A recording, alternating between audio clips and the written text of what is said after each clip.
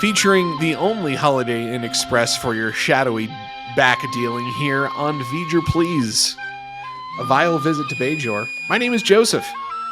This is a man, your co-host, not entitled to the sweat of his brow. My name's Peter. Andrew Ryan would have made a great Ferengi. I can agree with you there. Absolutely. But you know who we really like around here on V'ger Please, Peter? Commenters. Can I tell you a story about a guy? Tell me. So since our YouTube channel has gotten a little bit of life invested in it, you know, there's more people commenting, and some people have discovered the show. And there's one guy.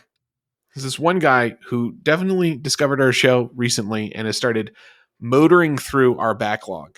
I know this because he leaves comments, substantive, interesting comments, anytime he finds something in one of our episodes he wants to comment upon. I've enjoyed reading all of them. I'm afraid I'm the only person who's going to see them because we only have a YouTube channel with like 179 subscribers. It's a little sparse out there. So I want to make sure I shout him out and I share with the world what this man has to offer. So his account name is Seth Bartley 2212. And Seth writes on our episode, this was Best of Bottle Worlds Part 1. So this was our Year of Hell Part 1 review from back in the Voyager days. My headcanon as to why they never mentioned Kess's warning about the Kremen. This is actually an alternate timeline Voyager from the one that we followed.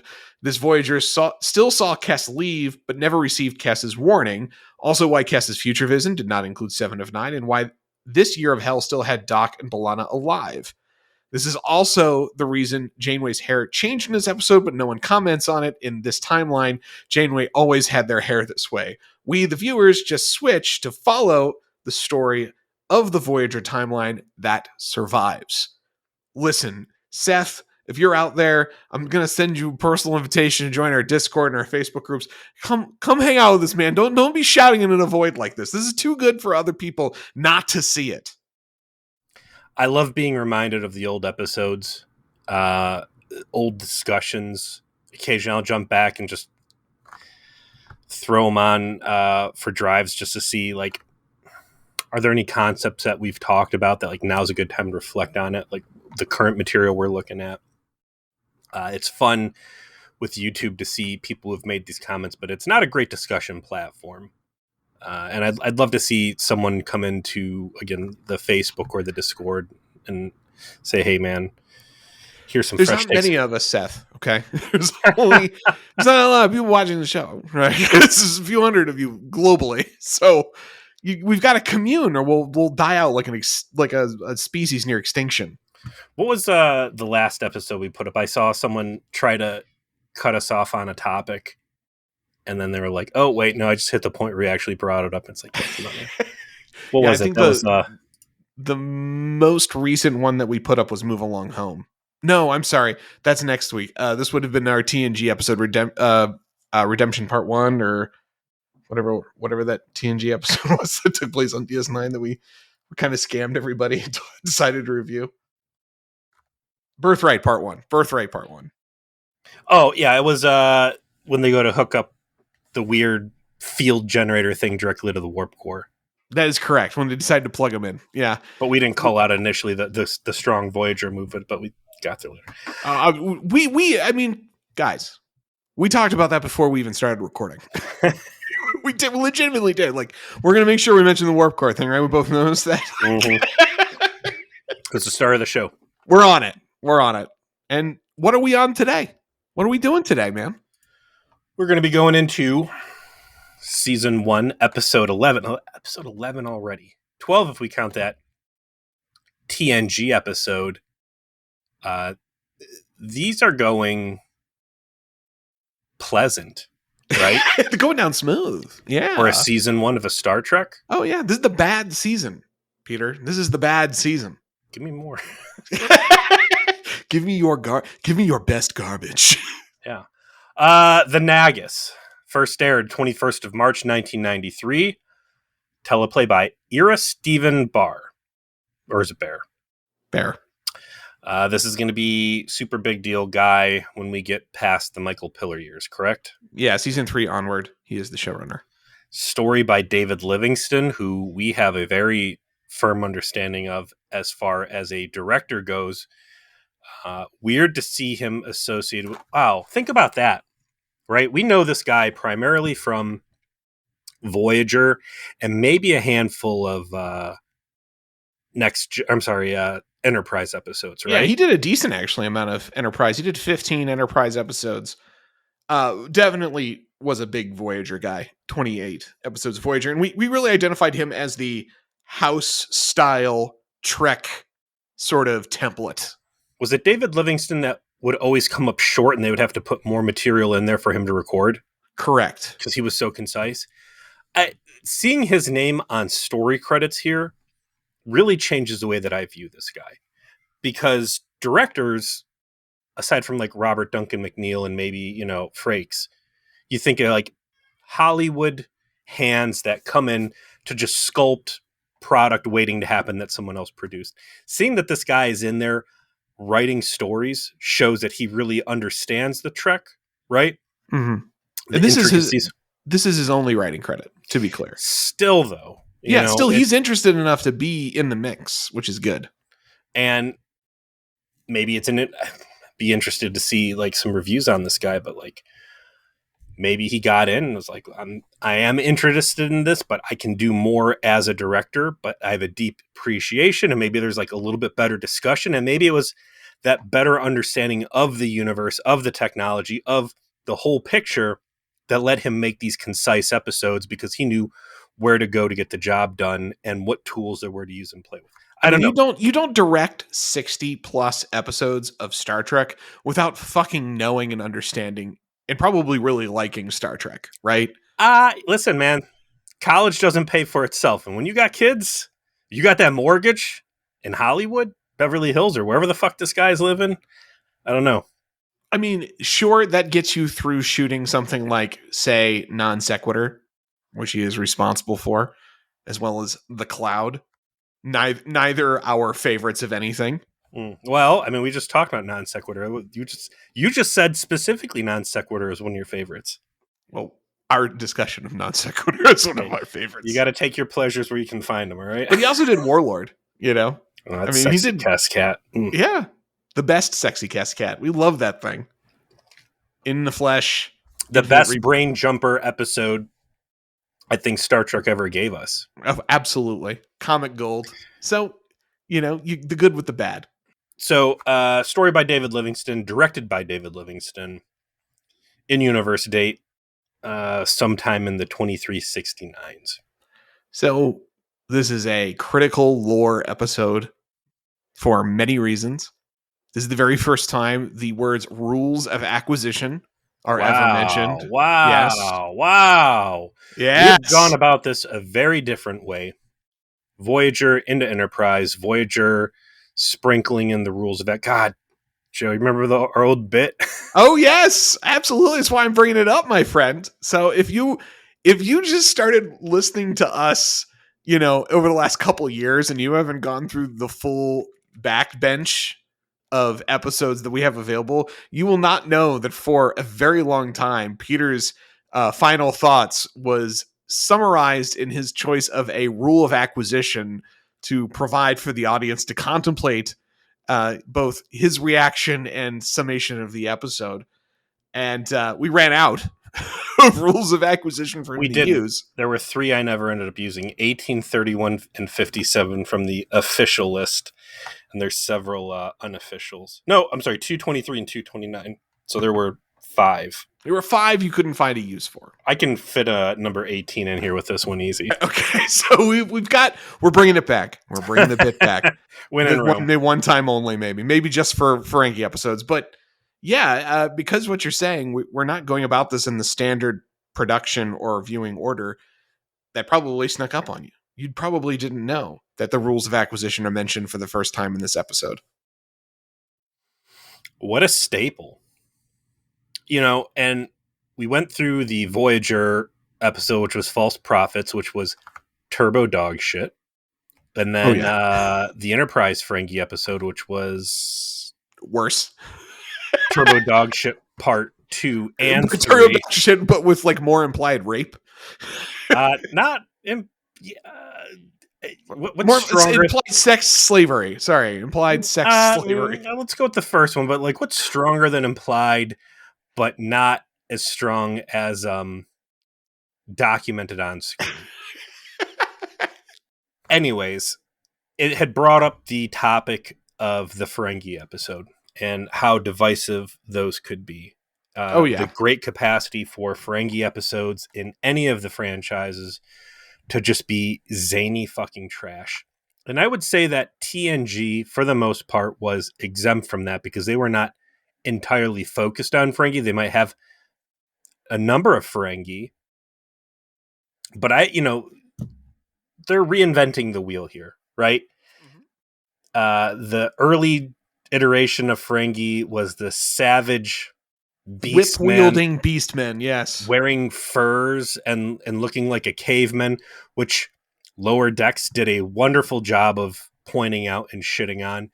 And then it started to sculpt them more into a dangerous merchant. they were schemers. They were some kind of merchant. They were they were raiders. There was something very 80s corporate about them. Yeah. Corporate raiders maybe would be the template that they were trying to go for, but they had schemes.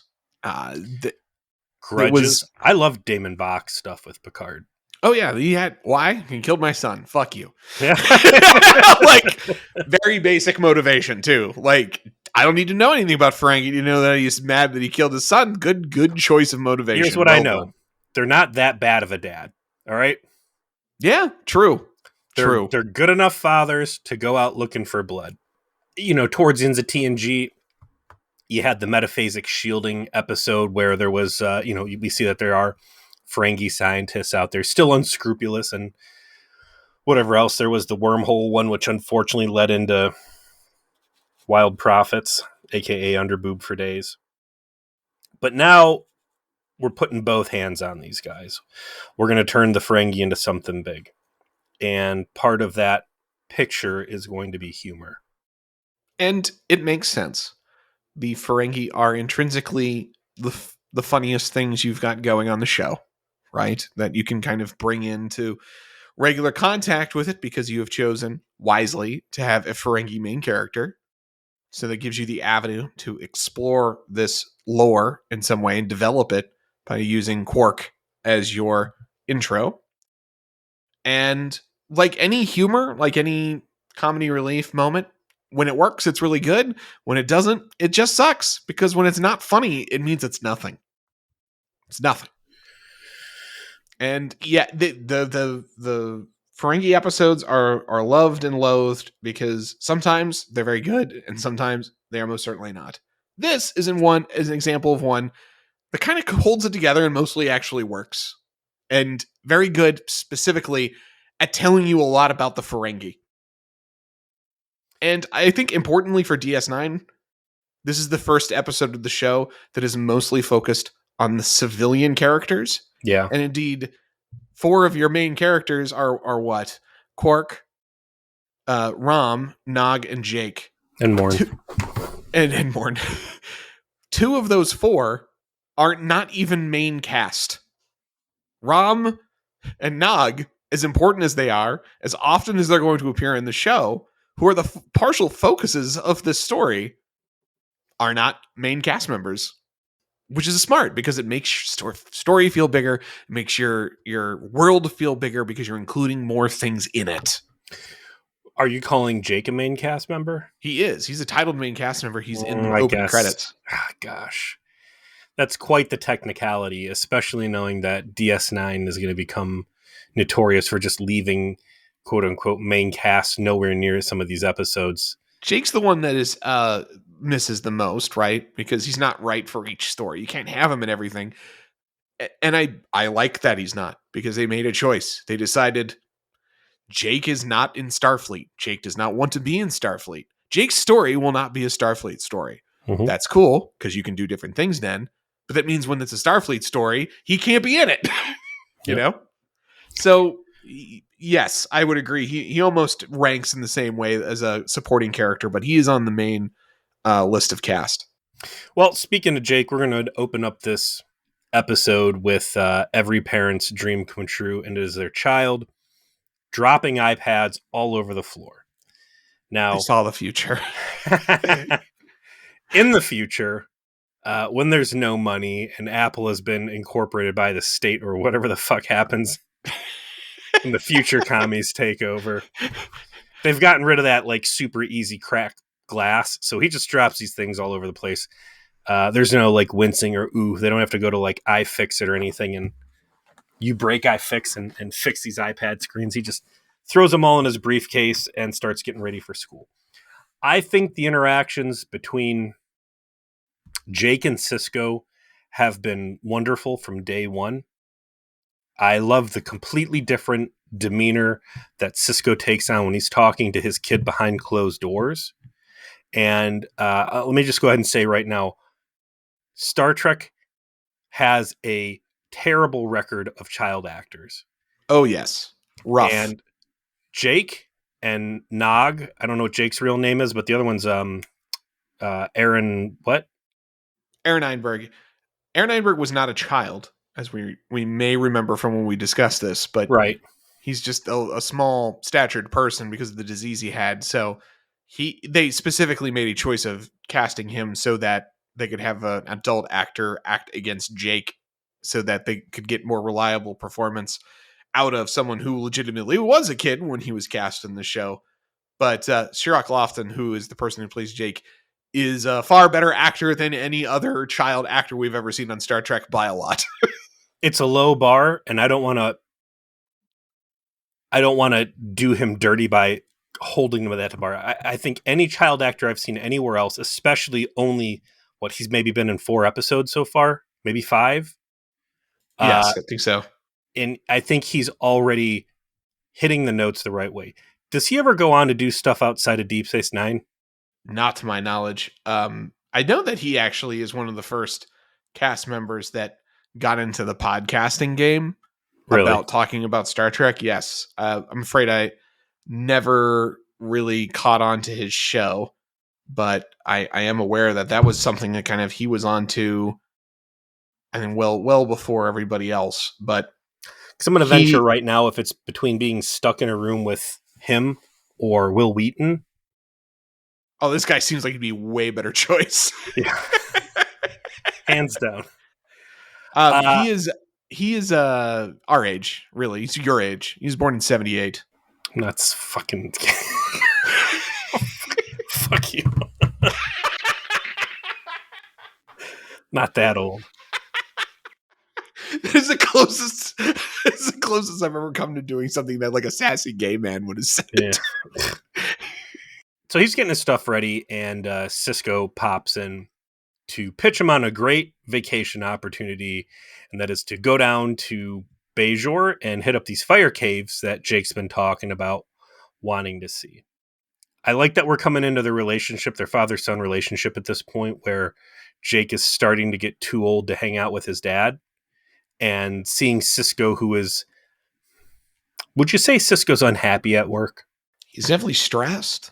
I mean, he's found purpose. He's got his job's important. He's definitely, invested, but yeah, I mean, he's definitely not having a great time. This is hard. He's out on the edge, and now it's way more complicated than he knew it was going to be. Nothing is the way he wants it to be. And yeah, his son is 14, which is when they start doing what they want to do. Mm-hmm. And you get off a shift of protecting the space station from whatever tried to kill it today. You just want to hang out with your son, and your son wants absolutely nothing to do with you. And why? Because he's hanging out with the bad kid on the space station. Yeah, not only is he 14 and a moody teenager and just doesn't want to hang out with you, he's also hanging out with the exact one person you don't want him to. There is a good assumption on Cisco's end, tying back into the last time he talked with Jake, which was an assumption that all of the activities with Nog are realistically built around looking at girls. And we'll find a very realistic choice. Solid. Sure. I mean, if I was a 14-year-old on a space station, I'd be watching the the passenger transit tubes as well. But the excuse that Jake's given, we're 20 minutes into this episode, we're still talking about their relationship. I like that it's like they're geeking out about spaceships. They're geeking out about like space tractors. That there is a educational wonder to the relationship they have. I think that's pretty refreshing. Yeah, everything with Jake and Commander Sisko works quite well throughout the entire series. It's a great choice that they made that he starts at 14, because guess what? Over 7 years, what happens? He literally becomes a man. And we have a whole storyline that we get to follow with him and how his relationship with his dad changes as that time goes on. It's really cool. And his relationship with Nog, as kind of the B plot of this story, just pivots perfectly into the dad story. And have I raised my son appropriately? Am I doing the right thing in how I am parenting him? Which is ultimately really Sisko's plot this episode. He's barely involved in the other one, except for commenting on it briefly. Mm-hmm. And it's a nice way that they decide to settle that question, and a nice way for him to find out. But what's the real plot, Peter? The real plot is that Colin Meaney is done filming his movie. It's true. He's finally back from his soon-to-be Golden Globe performance. He has missed stupid board game mullet men. He has missed mind transfer via choking.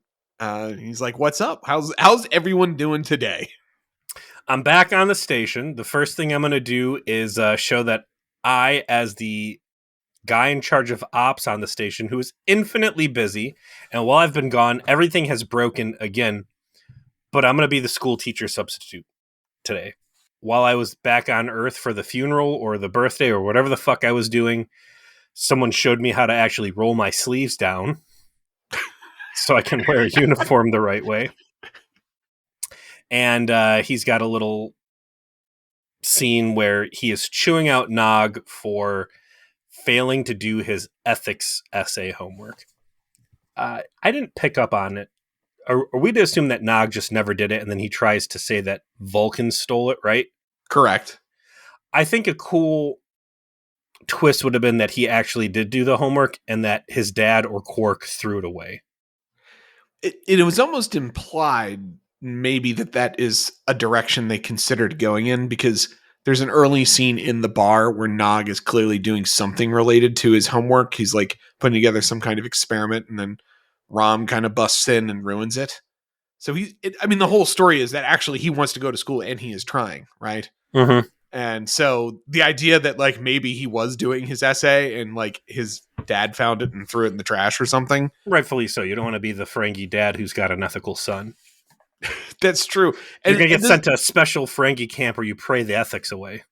And this is another perfect example of how they still don't know how to characterize Rom. He's like angry, kind of abusive towards his son, tries to murder his brother. Hey, please don't take the steam away from the end of the episode, right? And he's going to be this lovable goofus before too long. And I'm like, wow, really big bridge. They really pivot hard with you, dude. Good grief. Vulcan stole my homework, which, hey, I watched 4 seasons of Enterprise. That is certainly within their wheelhouse. Listen, I like that they at least bookended in the episode. The pretty Vulcan lady walks by like after they got done doing their homework. Oh, hey, you know what? They should have put a part in there where she had a pad sticking out of her back pocket. Yeah, or something, yeah. Just that's my essay! And then there it is. The freeze frame, like that 90s comedy extra. So the important part of this scene is that Nog gets Jake to lie for him, and Jake is not happy about it. Nog doesn't care, and O'Brien sees exactly what just happened and turns around and basically narcs him out to his boss. He's hanging out with a bad kid from the other side of the tracks. Sisko's all pregnant with thought over it. But in the meantime, there's a guy who has shown up. And he is cloaked. He is a giant manservant. And he has a wooden staff with a gold head on it. This guy introduces himself as Grand Nagus. Well, his little bitch-ass son introduces him. And his bitch-ass son will become important later. But Uh, Zek is introduced, and he is a droopy old man mess of a Ferengi. His makeup is phenomenal. And he is, Some of the best old man makeup in all of Star Trek, as a matter of yes, fact. as far as the effect of this creature is old, it's pulling it down. And it's also played by beloved nerd actor Wallace Shaw. He's awesome as Zek in terms of just being like this wizened old arch capitalist. How many episodes does Zek get? Less than 10, but more than 5. Well, that's still significant. Right? Yeah, This he's in isn't a a decent throwaway amount. character. Good Yeah. on him then. You also have another part of his entourage, which I believe the credits call this guy Tiny Dan. let me look this up. Okay, so it's his manservant, right? That's what you're referring to. Mr. Moopy, yeah. Tiny Ron is the name of the actor. Course. Tiny Ron. Sorry to get him confused with Tiny Dan. I love that that's his like official cast name. They come in, and so the Grand Nagus is a what? He is a Chancellor of Commerce. Is he the President of Ferengi? Is it an honorific title? Like, what is this guy's? How much juice does this dude have? So you remember from watching that Lower Decks episode that occurred on Ferengi, no doubt. Yeah. He is essentially the president of all of the Ferengi. He's the king of all the Ferengi. He is the chief political leader of the species. Secret Service is too expensive. Well, hey, we found out the hard way. There's only so many qualified agents around. Yeah, well. They don't obviously use this episode to spell out specifically in any great detail what powers that grants him, but they do plenty by implication that I think paints a picture. And it's very much a feudal arrangement. He is the arbiter by which he grants commercial opportunities to Ferengi to exploit and negotiates a piece of the action that he is therefore entitled to for granting that exclusive franchise. And as a consequence, he is the nexus by which Ferengi can sort of compete with each other without going to war. Because he's the one making decisions about who gets what opportunity based on their merit as Ferengi, as capitalists. And this means that the fighting won't become an out and out, like we're shooting at each other thing. It's going to be in the realm of the sort of corporate backstabbing and manipulation and making people look bad or make them lose profits, right? Like it's a board structure, and he is the chief arbiter of who gets to do what. And his decisions have to be made on a sort of rational basis of making money. In Deep Space Nine, do you ever see another Ferengi Marauder? Yeah, I think you do at some point. Yes. So they have not expunged the idea that Ferengi has a powerful space fleet. No. Their space fleet is... They never really go into detail about what the Ferengi fleet is or if it's like a state arm. TNG actually does a lot, I think, to spell out that it's really still very much a sort of privateer business. This isn't a circumstance by which like the Ferengi government sends out the Ferengi defense fleet with Ferengi military people to destroy something. It's that they're individual freebooters that, because of the nature of their business, are probably going to be very well armed and armored and can be compelled to defend Ferengi business interests if called upon by the Nagus, that sort of thing. Again, feudal. Yes, very, very feudal. And they don't have to tell you all of that because they show you enough of it in the conversations that Zek and later Quark have, the nature of the conversations, what is being offered, what does face look like in the Ferengi society. You get all of that here just going on in front of you. So Zek shows up. Hey, I'm here. Quark knows exactly who this guy is. He rolls out the red carpet.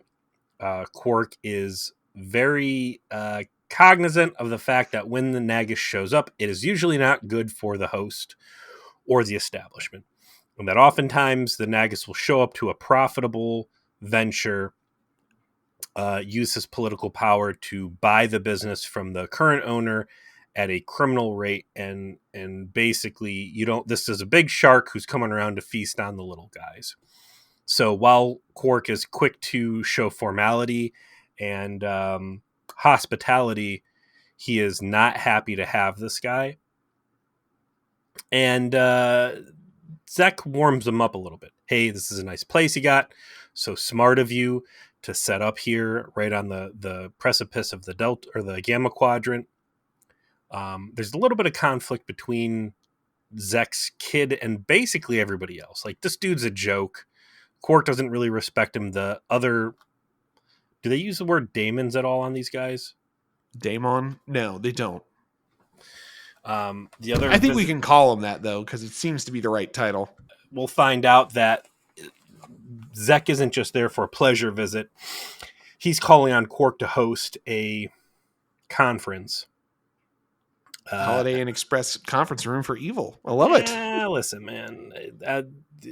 I'll give you Voyager and maybe parts of Enterprise, but Deep Space Nine, I don't know. It's more of a Motel 6. Is it Circus? Is it just like a dirty Vegas? It's more strip? like some sort of a European hostel. But I love that Quark's is like, hey, Quark, you have the only place that we can have our trial or our meeting or entertain this first contact. Like, he just keeps getting voluntold into doing shit. Quark, hey, this T'Pol lady, she needs to pretend she's a space judge. Can we set up a court here? Yeah. I don't think I've seen a legit conference room yet. There's Sisko's office. There's the Replimat. Yes. There's what was it? The Nook? The Voyeur Vent. The Voyeur Vent, yes. Which is off of the Replimat. And then there's Quark. So his event space premium must be very high. Hey, you're going to host this talk. And Quark's pretty jazzed about that. Because Quark is a guy who sees more than just dollar signs. He sees opportunity. And having all these big shots show up to his bar is going to give him some sweet networking opportunity. I mean, he is correctly positioned, right? It's brought up a few different times in the episode. His bar is the main watering hole on the only gas station bordering an entirely new quadrant of the fucking galaxy that no one's ever explored. His bar is about to have every traveler, every merchant, every explorer that is going to be going in there coming back through and is going to want to fucking talk about everything they saw, because that's what people like to do. And where they're going to do it? Fucking Quark's bar is going to be ground zero for all of the best information about whatever the fuck is going on in there. And Zek, he wants in on it. Smart guys. So yeah, it's comedy, but they make them look smart. Like, they're not stupid. They've got plans. There's a little dinner scene during which it gets exposed that Nog is studying Human Federation education. Nagus chews out Rom, who then chews out Zek and basically says, you're going to drop out of school and, you're a disgrace to the family. So just playing that plot line out real quick. Rom does quit. It causes strife between him and Jake because Nog does not want to quit, and he's basically being held between his family honor and what he wants, and he's a good boy and he does what his dad tells him to. Do they ever talk about his mom? They will eventually. They'll go on to mend their bruised friendship in a good scene between Nog and Jake in a cargo bay, basically doing secret studies. And I like Sisko going in there to yell at him because he's already had like a little hype session with O'Brien where O'Brien's like, get him away from that fucking kid. He's no good, I tell you. Yeah, the way it's structured is he's staying out late. Jake is. He's not telling Sisko where he's going or where he's been. Sisko's getting upset about that. He's trying to figure out how authoritarian you should be. He comes home late again for dinner. He's not there. it's Dax who shows up. It's her only scene in the episode. And I do love that you're really starting to get a sense of their relationship. It's like one of Cisco's random subordinates happens to be, the reincarnation of his oldest friend. So like, oh, hey, Lieutenant, what's up? Hey, I'm going to come into where my boss's boss lives, pull up a chair and eat his food and tell him how to raise his kid. And it just works. I'm going to talk about how I've been a mother 3 times and a father twice, and I don't have good advice. I like that he's like, I was shitty across the board. I ruined a lot of lives. I paid a lot of child support. Not only did I fuck up my kid's life, I don't remember a couple episodes ago, I fucked that other guy's mom, and then he tried to have me executed by the state. I'm pretty much a piece of shit. But, boy, doesn't that jambalaya look good. Don't mind if I do. Yeah, hey, you should go get your son. That's my advice. Just go get him. I'm not going to wait for you to tell me I can have this food. I'm just going to eat it in your house. That's what. Okay, yeah, your best friend's all right. I buy it. How did you feel about the racism in this episode between humans or at least humans towards the Ferengi? I think it was well played because it was a sort of haughty racism. The sort of, there isn't a judgment being made that says you're less than me or I'm going to discriminate against you. It's not that sort of clear negative action being taken through animus. That is, the sort of real easy way to do a plot like that. This is enlightened Federation spaceman Benjamin Sisko saying, I have nothing in common with these greedy capitalists, and neither do other enlightened Federation people, and that's why we don't get along. So I'm looking down at them, kind of like with a bit of a sneer. I'm not treating them poorly, but I think less of them because I feel like their culture is wrong. And that's a way better tactic to take because it's much more interesting. Yeah.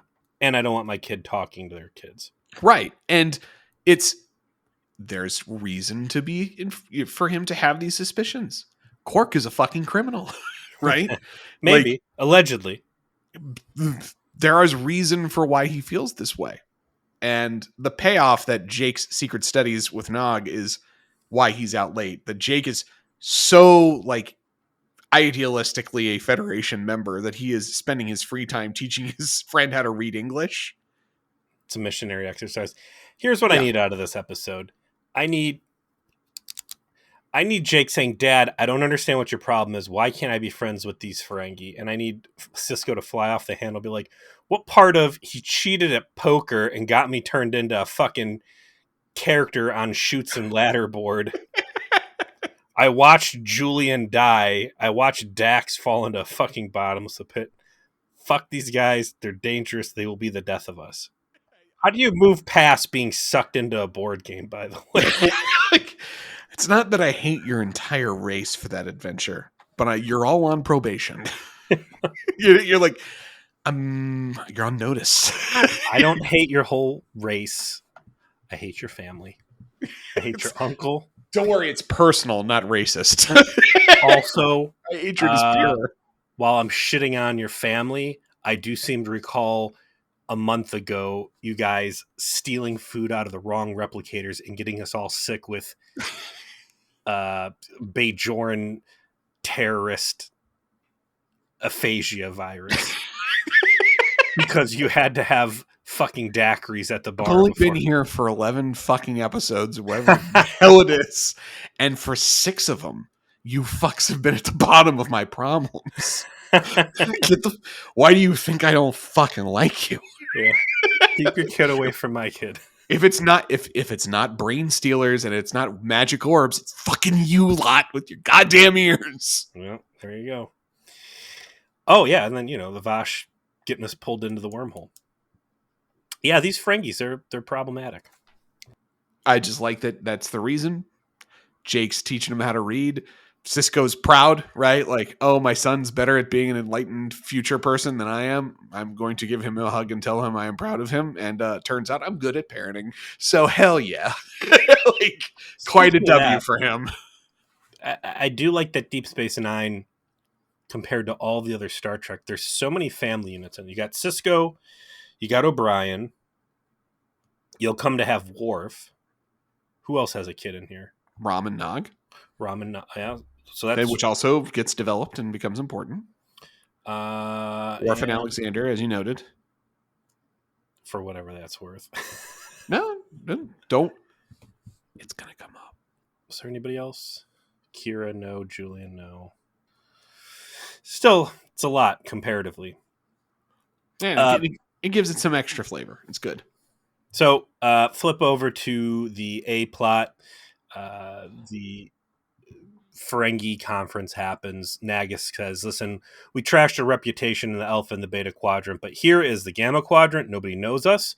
This is going to be wild profits, unchecked opportunities, and we're going to be able to run our name in the ground like crazy over there and hit them with all the classics. And it's going to be a brave new world. But unfortunately, I'm not going to be the one to lead you guys on it. I'm old. I'm tired. I'm not as greedy as I used to be. I'm naming a successor, and everybody's excited to see who it is. And there's Quark sitting off at the bar by himself. He goes, it's Quark. You will be my successor. The sun is pissed off. All the attending daemons flip their shit and leave. And Quark gives zero fucks about the butt hurt. He's like, holy shit, I get to be the fucking Ferengi Pope. Give me that fucking stick. I'm ready. Yep, basically. Give me some robes. Let's go. I will not think twice about any potential bad that could come from this. I am focused on the short term. I'm going to be rich. So the rest of the episode for poor Quark is having to sidestep essentially getting murdered at every step of the way. He gets approached by one of the daemons who basically kind of does a let me be your best friend because otherwise maybe I'll murder you. He has a straight up like total Godfather homage scene where he's selling the rights to sell alcohol to the Gamma Quadrant to somebody. Straight to the like actually the window design in the background and him like petting a space cat. Mm-hmm. Enjoyed themselves a bit too much with that one. He is out there dealing and trying to not get blown up by seeker bombs or flushed out of airlocks. He has the run-in with the daemon that tries to muscle him and says, you know, you're going to give me rights on stuff and I'm going to protect you. And basically, if you don't, I'm going to fuck you up. I liked him going to the previous Nagus and being like, hey, what am I supposed to do? And right as he's getting some good wisdom imparted on him, it appears as though Zek dies. And that's that. Now, Quark's on his own. We see that there's a little auction going on with petri dishes full of goo, which I think very quickly you're able to suss out that is the remains of Zek. I'm kind of curious. Did they just assume that they had an incinerator, or maybe like their phaser has a auction button on it, so they can just shoot dead things and reduce it to goo to scoop up and partition out to sell for a profit. No need to go through Bashir on any of that stuff. He doesn't even show up in the episode. I think he's completely absent, isn't he? Not one scene. I believe you're right, yeah. And that's when the assassination attempts begin. First, it's a seeker drone that's going after his pheromones. That scares him good. He ends up in the medical bay, right? Yeah, after the attempt to blow him up with a bomb, he does... Oh, that's where... you're right. That is where Bashir shows up for one scene to say he's fine. But, yeah, he dodges the bomb, and he's doing his Godfather homage, and that's when they have Rom and Zek's son talking just openly that they're the ones that sent the bomb, and they're very openly attempting to kill Quark. They're the ones responsible, right? It's not anyone else that's like, no, we're going to sit here in front of the camera and we're going to very awkwardly make sure that we're identifying ourselves as the would-be murderers. And the only misstep this episode makes is that that's actually just true. There's no like mystery behind it. There's not like they were put up to it. They were told to make it look good. That was all part of a scam. No. Rom was really actually trying to murder Quark. Because he wouldn't give him the rights to the bar once Quark got Grand Nagus. the man they turned into the lovable doofus of DS9 in his second episode of the show was attempting to actively murder his brother on purpose. He was going after that drone kill. Yeah, like I tried to blow him up with a bomb that didn't work. Now I'm going to make him painfully die of exposure to a vacuum and decompression.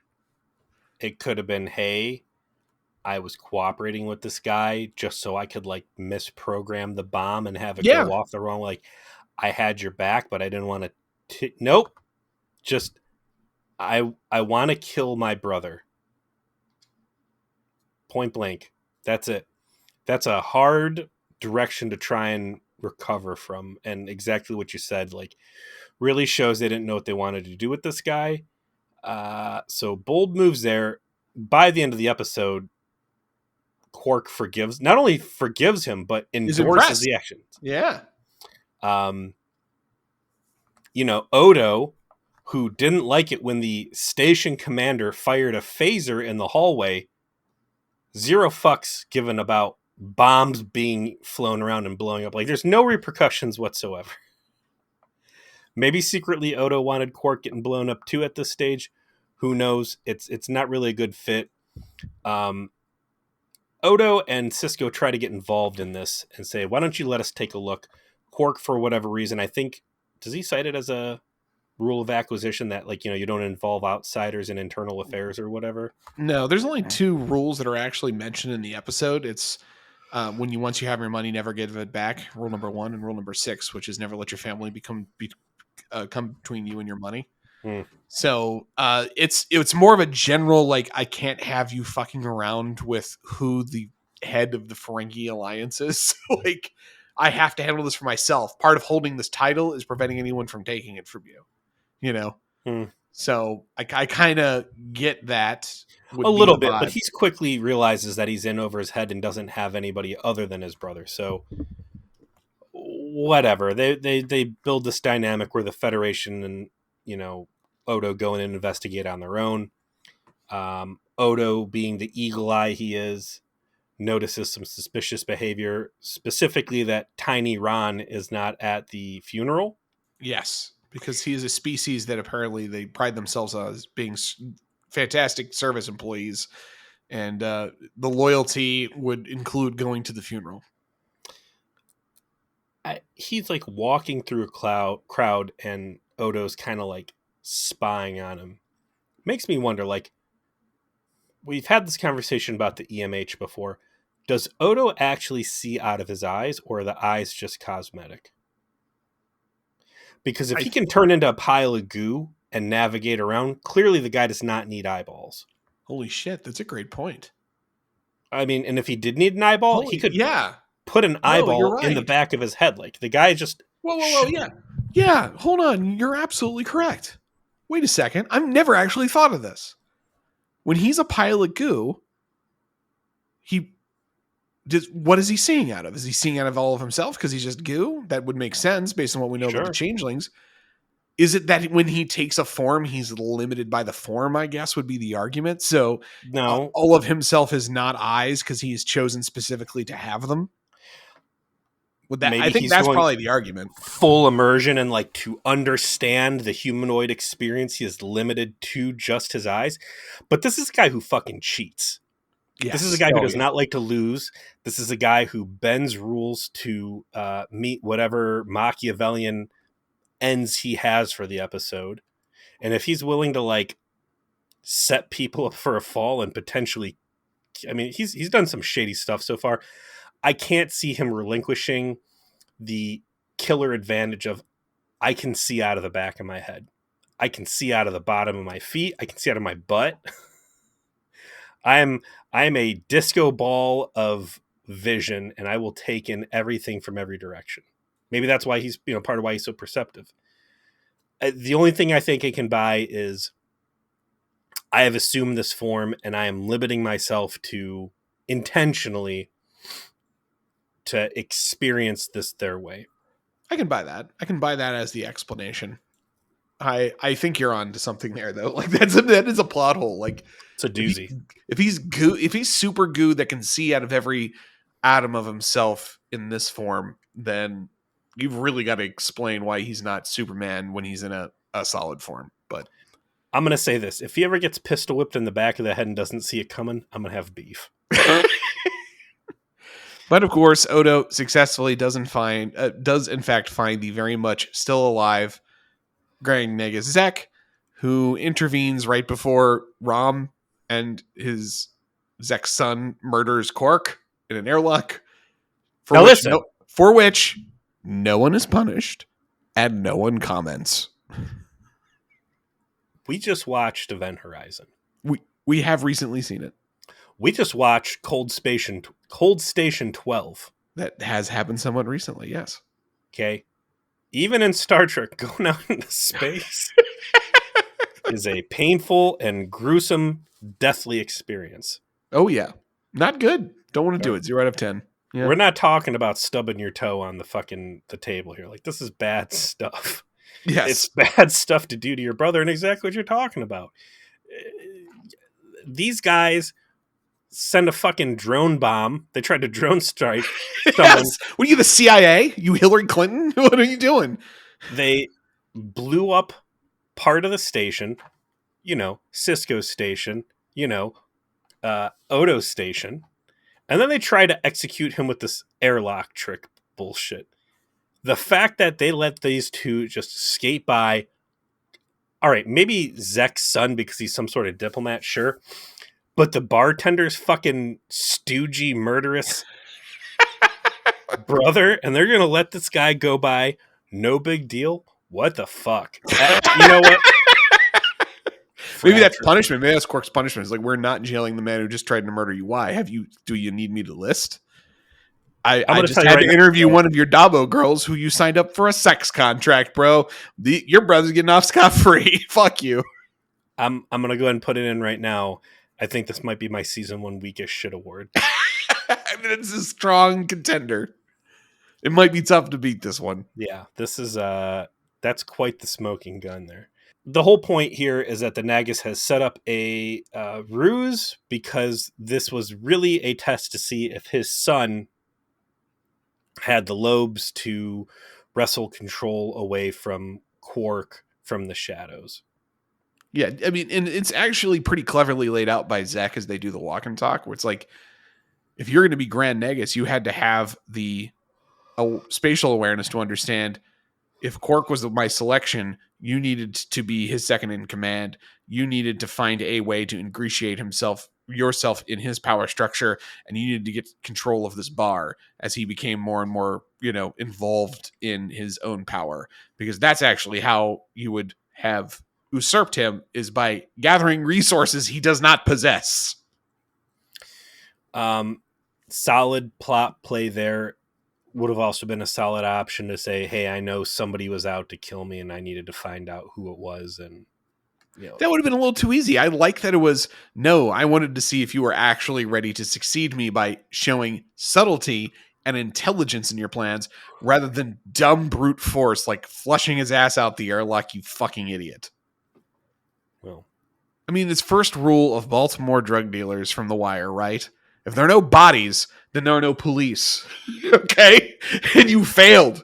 You just were about to create a body. The cops are here. You have fucked it up. You fucked up the stash. You fucked up the cash. It's all gone. That's basically the end of the episode. Quark loses the Nagus. He forgives his brother. Not only forgives him, but endorses the action. Cisco sees that his son is, in fact, helping Nog learn and decides to back off. At that point, I don't know, is Nog still unenrolled? There's a whole plot line that's going to go on about Nog's education as time goes on. So that is one where I cannot comment, sir. And shout out, by the way, to the No Peters Allowed part of our Discord. So much conversation happens there every week.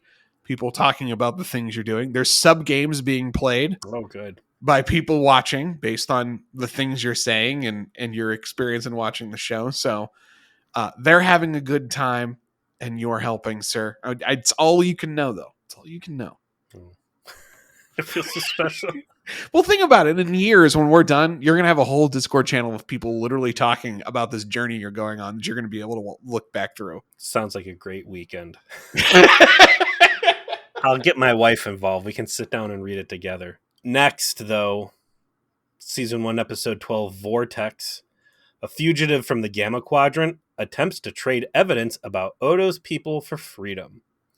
Boy, these fugitives from the Gamma Quadrant, huh? Turns out the people who show up first are trash. Just trash. Criminals, gamblers, murder games. Only the worst things here in Starfleet Snuff Section films. 8. Yeah. Like, not a good time. But we will have a great time because we review Star Trek and you listen and we like bringing it to you. And we'll see you next week.